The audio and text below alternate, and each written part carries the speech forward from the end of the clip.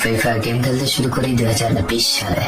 এলাকার ভাই ব্রাদার গুলোকে দেখতাম রাতে এক জায়গায় বসে বসে শুধু চিল্লাচিল্লি করতো। একদিক দিয়ে ভালো লাগতো, অন্যদিক দিয়ে মনে হতো এরা এমন চিল্লাচিল্লি কেন করে, চারজন করে। তারপর তাদের কথা মতো তাদের মতোই শুরু করি ফ্রি ফায়ার গেম।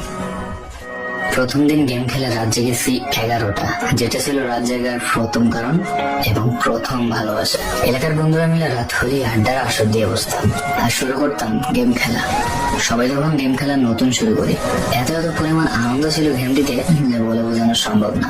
তখন ভালো কোনো ফোন ছিল না, ল্যাগ করতো, তবুও খেলতাম। আব্বা আম্মুর কি পরিমাণ বকাঝকা খেয়েছি সেটা বলা বাহুল্য। অনেকদিন তো স্কুলে যাইতাম না, বন্ধুরা বসে গেম খেলতাম। কিছু টাকা জুগিয়ে কয়েক মাস পর একটা লেভেল আপ পাস ছিল না, 200 টাকায় বোধ হয় 800 ডায়মন্ড পাওয়া যেত। তো সেখান থেকে 800 ডায়মন্ড থেকে একটা অলক ক্যারেক্টার নিই। আর সেই অলক ক্যারেক্টার ছিল তখনকার সময়ের সবচেয়ে দামি ক্যারেক্টার। তখনকার দামি ফেয়ার মনে হতো নিজেকে।